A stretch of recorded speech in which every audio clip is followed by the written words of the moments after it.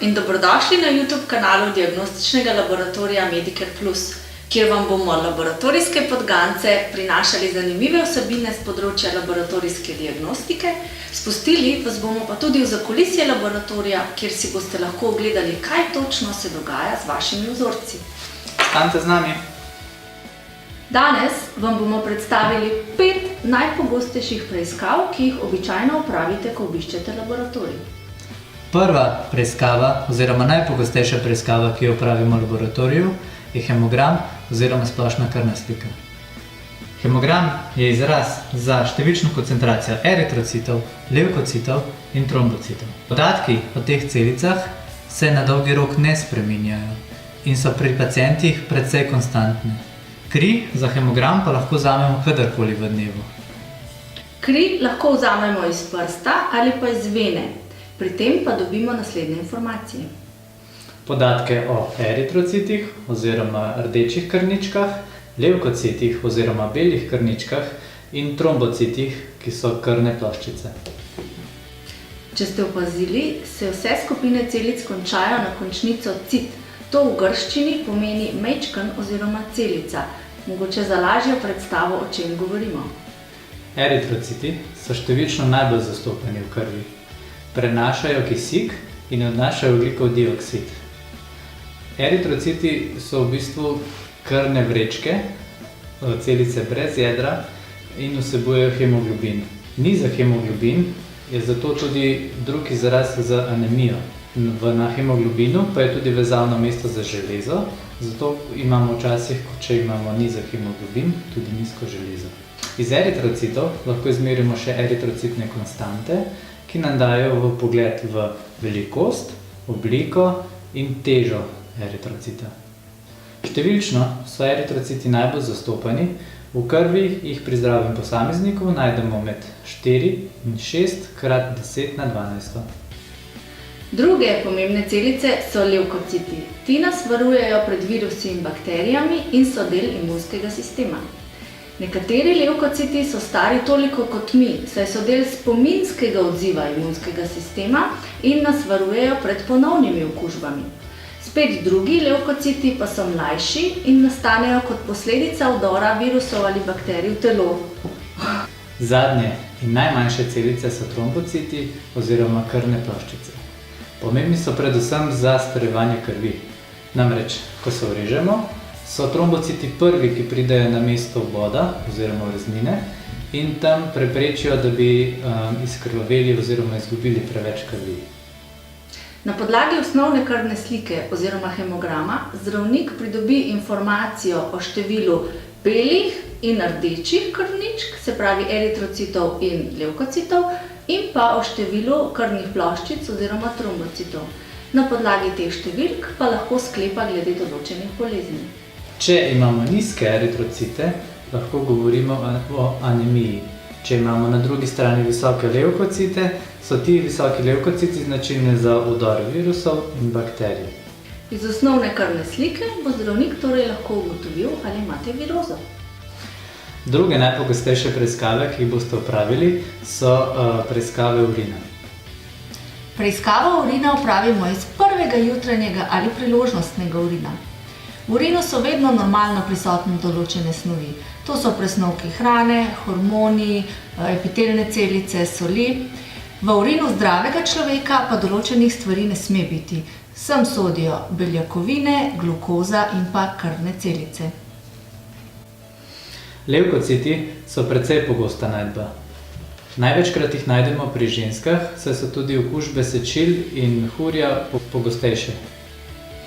Pri okužbah mehurja in sečil je številčna koncentracija levkocitov v urinu zelo visoka. Eritrociti v urinu pa se lahko pojavljajo kot posledica obolenj ali vnetij. No, na nek način pa so eritrociti prisotni v urinu tudi ženske, ki ima mesečno perilo. Zato ob tem času ženske ne oddajajo vzorca vode. Še ena izmed stvari, ki jo v urinu običajno ni, je glukoza. Glukoza je v urinu prisotna le takrat, kadar je koncentracija glukoze v krvi zelo visoka. Šele takrat najdemo tudi glukozo v urinu. Če pa bodo v urinu prisotne beljakovine, bo zdravnik lahko posumil, da gre za kakšno ledvično obolenje. Če zdravnika obiščete, ko ste bolni, so tretja najpogostejša preiskava vnetni parametri. Sedimentacija eritrocitov je naraven pojav in nam kaže na število oziroma hitrost sesedanja eritrocitov. Hitrost sesedanja eritrocitov je povišana takrat, ko gre za vnetje in je zato nespecifičen marker. Je pa hitrost sesedanja eritrocitov povišana pri določenih boleznih, kot so revma, artritis in posamezne alergije. Hitrost sesedanja eritrocitov je nespecifična preiskava, zato obstajajo boljše preiskave. Mednje sodi CRP oziroma C-reaktivni protein. To je marker akutnega vnetja. Kadar v krvi merimo CRP in je ta visok, to lahko kaže na okužbo z bakterijo. Sem sodi tuberkuloza, bakterijska pljučnica, okužba z MRSO. Na drugi strani pa je, kadar se okužimo z virusom, CRP nižji ali celo normalen. Torej, če bo zdravnik odkril, da imate samo prehlad, takrat bo najbrž vaš CRP nižji. Četrta najpogostejša preiskava, ki ste jo zagotovo že srečali, je lipidogram oziroma merjenje holesterolov. Iz krvi pridobimo koncentracije celokupnega holesterola, ki ga sestavljajo HDL, LDL in trigliceridi.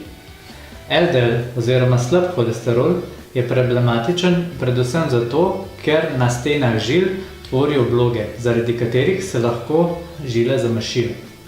Ampak, dobra novica, HDL oziroma dober holesterol te obloge odstranjuje. Zato je dobro, da imamo tega holesterola čim več. Trigliceridi pa so odraz vašega načina prehranjevanja. Značilno so visoki pri ljudeh, ki se prehranjujejo z mastno hrano, predelano hrano in hrano, ki je pakirana. In sladkarijami. Podatki o holesterolu so zato ključnega pomena za zdravje srca in ožilja. Se je treba vedeti, da je ravno visok holesterol eden izmed glavnih dejavnikov tveganja za nastanek bolezni srca in ožilja. In še zadnja, peta najpogostejša preiskava, ki jo opravljamo v laboratoriju, je hepatogram. Hepatogram pomeni preverjanje delovanja in stanja jeter. Jetra skupaj z ledvicami čistijo in odstranjujejo odvečne snovi iz organizma, hkrati pa razgrajujejo hrano, ki jo zaužijemo, na hrano, ki jo celice porabljajo za svoje delovanje.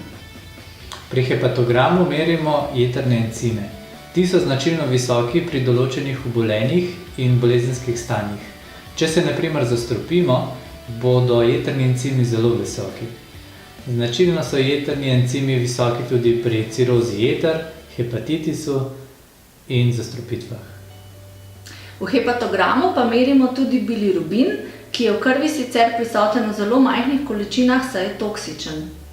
Kadar je v krvi bilirubin povišan, bo zdravnik posumil na zlatenico. Bilirubin pa je dober pokazatelj tudi odpovedi jeter. Če povzameva. 5 najpogostejših preiskav, ki jih opravljamo v laboratoriju, je hemogram, preiskave urina, vnetni parametri, lipidogram, hepatogram. Tako da naslednjič, ko vas bo zdravnik napotil v laboratorij, lahko točno veste, kaj pričakovati. Zdaj, ko poznate 5 najpogostejših preiskav, ki jih opravljamo v laboratoriju, nam lahko spodaj v komentar zapišete, katero bi želeli, da vam predstavimo bolj podrobno in se bova potrudila, da posnameva filmček o tem. Če vam je bil ta video všeč, nam stisnite like, obvezno pa se lahko naročite tudi na naš kanal, da boste med prvimi, ki bodo izvedli še več o laboratorijski diagnostiki. Zdaj se midva počasi vračava v laboratorij. Tako da se vidimo naslednjič. Vi pa še naprej skrbite za svoje zdravje. Čau! Čau!